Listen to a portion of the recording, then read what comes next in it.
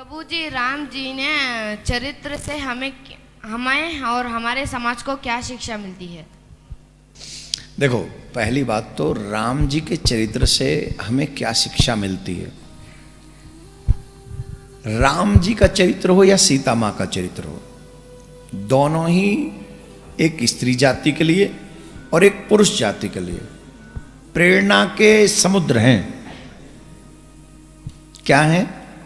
प्रेरणा के समुद्र है। कोई छोटी मोटी बात नहीं कह रहे हैं हम। समुद्र हैं राम जी की प्रेरणा, मानव जाति की प्रेरणा के। कैसे? उनकी दिनचर्या उठाइए आप, पूरी दिनचर्या उठा लीजिए। सुबह से लेकर रात तक कोई अनैतिक काम नहीं, एक अनैतिक काम नहीं। न वो सिगरेट पीते हैं, न वो बीड़ी पीते हैं, न गुटखा खाते हैं, न वो मदिरा पीते हैं, न वो मांस खाते हैं, न वो शादी से पहले किसी लड़की से बात करते हैं, और ना वो रात के 2-2 बजे तक जगते हैं। कोई अनैतिक काम नहीं करते वो। सुबह अर्लिंदा मॉर्निंग उठते हैं, प्रातःकाल, एकदम प्रातःकाल 3:30 बजे उठ जाते हैं और सबसे पहले स्नान करते हैं। आज के बच्चे कितने बजे उठते? 8 बजे, 9 बजे। कितने बजे उठते हो तुम? 7:30 बजे। 7:30 स्कूल टाइम में। और जिस दिन स्कूल नहीं होता उस दिन 8 बजे। झूठ बोल रहा है? नहीं, सही बता, कितने बजे उठता है उस दिन? सही जब स्कूल होता है तब 7:30 बजे, संडे हॉलीडेज में 8 बजे। अच्छा है, आज के युग का तो अच्छा ही। अब बताइए, भगवान श्री राम 3:30 बजे उठते हैं, आज के बच्चे स्कूल टाइम में तो वो जो टाइम फिक्स है वो, बाकी के 9, 10, 11 बजे तक सोते रहते हैं। और कोई उठाए तो कहते हैं आज तो संडे। संडे तो मतलब सोने के लिए बना हुआ, ऐसे समझ रखा है ना। रविवार सो के निकालते हैं। भगवान श्री राम ने कोई रविवार सो के नहीं निकाला। हर दिन का नियम है कि सुबह 3:30 बजे उठ जाना है, स्नान करना है, फिर पूजा करना, ध्यान करना है। वेद पुराण सुनई मन लाई। एक भी दिन ऐसा नहीं होता जिस दिन भगवान कथा नहीं सुनते। क्यों सुनते हैं भगवान कथा? इसलिए सुनते हैं भगवान कथा जिससे कथा सुनने से सत्य असत्य, धर्म और अधर्म, इसके विषय में हम पढ़ें, समझें और अधर्म से बचें, धर्म के पथ पे चलें। ये भगवान का दिनचर्या। उसके बाद माता पिता के चरणों में सर झुका के प्रणाम करते। प्रातःकाल उठ के रघुनाथा माता पिता गुरु ना वही माता, माता पिता के चरणों में जाके सर झुकाते हैं। आजकल कितने बच्चे हैं जो माता पिता को सर झुका के प्रणाम करते हैं?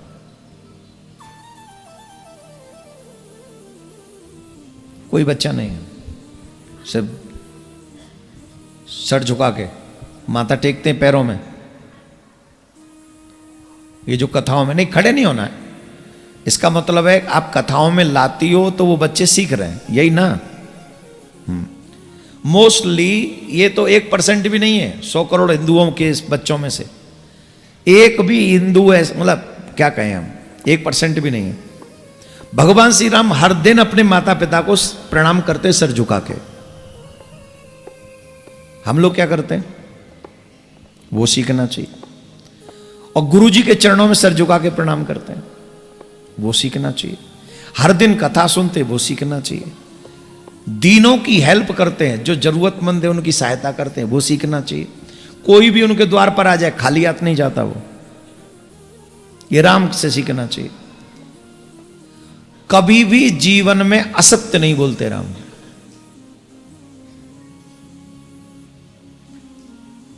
प्रेरणा, राम का संकल्प है कि वो कभी असत्य नहीं बोले। राम सत्य संकल्प प्रभु। रघुवंश शिरोमणि राम इसलिए हैं क्योंकि वो कभी भी असत्य नहीं बोलते और कोई अनैतिक काम नहीं करते। आज कितना है इस समाज में लोग झूठ बोलने वाला। एक रिश्ता ऐसा नहीं जिससे हम ये कसम खा के कह सकें इस व्यक्ति से मैं कभी झूठ नहीं बोलता। एक नहीं है। माँ से हम झूठ बोलते हैं, बाप से हम झूठ बोलते हैं, भाई से हम झूठ बोलते हैं, बहन से हम झूठ बोलते हैं, हस्बैंड से हम झूठ बोलते हैं, वाइफ से हम झूठ बोलते हैं, और गुरु से भी झूठ बोल लेते हैं, जो भगवान से झूठ बोल लेते हैं हम। झूठे आदमी का सिर्फ पतन हो सकता है, नाश हो सकता है, विकास नहीं हो सकता। जो व्यक्ति झूठ बोलता है उसका पतन निश्चित है। और राम ने कभी जीवन में झूठ नहीं बोला, कभी भी झूठ नहीं बोला राम जी ने। तो यह सीखने योग्य बात है।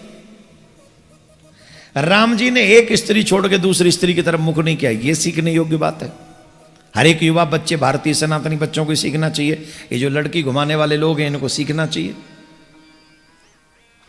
माँ बाप के आगे कभी नजर उठाकर बात नहीं करते, ऊंचा बोलना तो बहुत दूर की बात है। ये भगवान श्री राम का गुण है, ये सीखना चाहिए।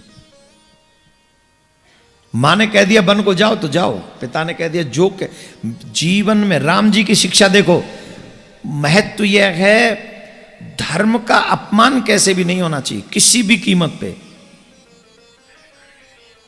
चाहे उसके लिए हमें कुछ भी सहन करना पड़े, कुछ भी बर्दाश्त करना पड़े। राम चले गए कि नहीं गए 14 वर्ष के लिए वन को? आज हमारे बच्चे जा सकते अपने पिता के कहने से कहीं भी? यह सीखना चाहिए। अपने माता पिता के वचनों का सम्मान बना रहे। मेरे कारण मेरे माता पिता के वचनों को झूठा नहीं कहे। रघुकुल रीत सदा चली आई, प्राण जाए वरु। आज के बच्चे ये ध्यान करेंगे मेरे पापा की बात झूठी न हो जाए? नहीं करते। वो तो क्या कहेंगे, अरे पापा तुम्हें अपनी पड़ी है, यहां हमारी जिंदगी खराब हो जाएगी, तुम्हारा क्या है, तुम्हें अपने बचनों की पड़ी। ये बोलेगा न बाप से मतलब न बाप के वाक्य से मतलब। इसलिए राम को पढ़ना चाहिए। राम से उदाहरण सीखो, सीखने के लिए बहुत कुछ है। ये इतना मैं इतने शॉर्ट में बता भी नहीं सकता हूं जितना मुझे बताना चाहिए। जो मैं कह रहा हूं सागर है, आप सागर को कैसे कहोगे, सागर को कैसे एक्सप्लेन करोगे आप? मां भगवती जानकी से क्या नहीं से, बहन बेटियों को सीखना चाहिए सासू मां की सेवा कैसे करें। बेटियों को सीखना चाहिए सीता मां से। क्या? ध्यान से सुनना जरा, जितनी बेटियां बैठी हैं। मेरे किसी कर्म से मेरे पिता का सर न झुक जाए, मुझे वो काम करना है। किसी भी कारण से मेरे पिता का सर नहीं झुकना चाहिए। हम जीवन भर माँ बाप को क्या दे सकते हैं? जिन माँ बाप ने हमें पाला पोसा, किसी को इंजीनियर, किसी को डॉक्टर, किसी को सीए, किसी को पीए, न जाने क्या क्या बनाया, वो माँ बाप की कमाई नहीं बनाया ना। हम पे तो कुछ था नहीं, माँ बाप ने बनाया। और उन माँ बाप को हम रिटर्न क्या दें? तुम जो भी बने हो माँ बाप की कमाई से बने हो, और तुम उस जो बन गए हो उसके बाद माँ बाप को रिटर्न क्या दोगे? बेटे पे एक परिवार की जिम्मेदारी होती है, बेटियों पे 2 परिवारों की जिम्मेदारी होती है। और आज इस बात को कोई समझाता नहीं है ना। आजकल क्या कहते हैं, इट्स माई लाइफ। तुम्हारी लाइफ नहीं है, तुम्हारी लाइफ से 2 परिवार जुड़े हैं। तुम्हारे एक एक डिसीजन से 2-2 परिवार नष्ट हो सकते हैं। क्यों सीता मां पूजनीय है? सीता मां के पास ऑप्शन था। दशरथ जी ने यह भी कह दिया था कि तुम अपने पिता के यहां चली जाना, 14 वर्ष वहां रह लेना। अगर तुम्हारा मन यहां न लगे पति के बिना तो तुम अपने पिताजी के यहां रह लेना, वन मत जाओ। दशरथ जी नहीं चाहते थे मेरी बहू वन को जाए, दुखी होते थे, बोले अपने मायके चले जाओ। उसके बाद भी सीता मां वन को गई। क्यों? पत्नी वही योग्य है, विपत्ति में अपने पति का साथ कबीर जो नहीं छोड़ती, वही सच्ची पत्नी है। अब चित्रकूट में भगवान जब थे तो जनक जी भी पहुंचे थे चित्रकूट में। जनक जी कौन है? पिताजी सीता मां के। और जब सीता को देखा वन में, उस पिता से पूछो क्या बीती होगी। जब बेटी के पास गए, बेटी प्रणाम करने लगी, दौड़ के जनक जी ने बेटी को अपने हृदय से लगा लिया और एक वाक्य कह दिया, जो हर बाप अपनी बेटी से कहना चाहता है। पुत्री पवित्र किए कुल दो। आज मैं धन्य हो गया कि मेरी बेटी ने दोनों कुलों का नाम रोशन कर दिया, दोनों कुलों को पवित्र कर दिया। तुमने दोनों कुल पवित्र कर दिए। ये कौन कह रहा है? जिस बाप की बेटी वन में गई है, महलों में रहने वाली राजकुमारी अपने पति का संग करने के लिए महल। ये है उदाहरण, ये है शिक्षा का समुद्र।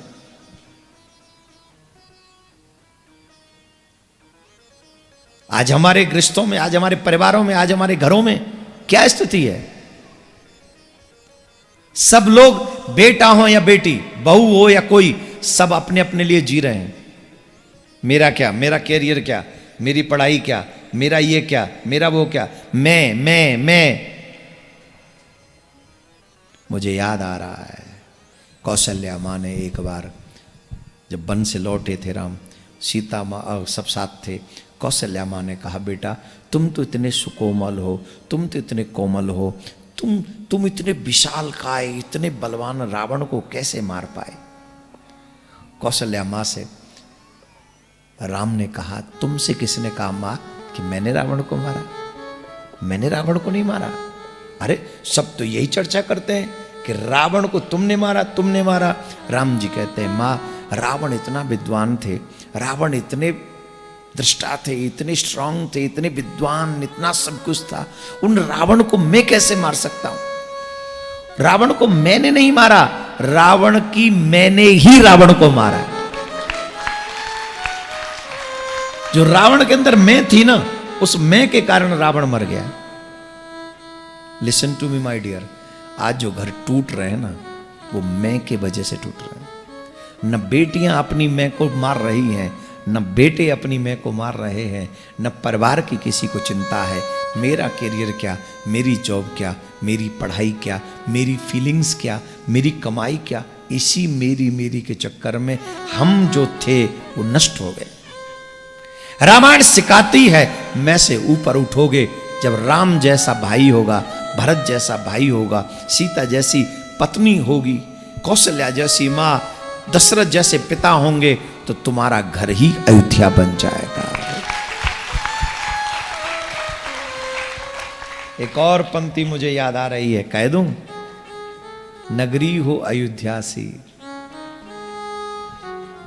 दशरथ सा घराना हो।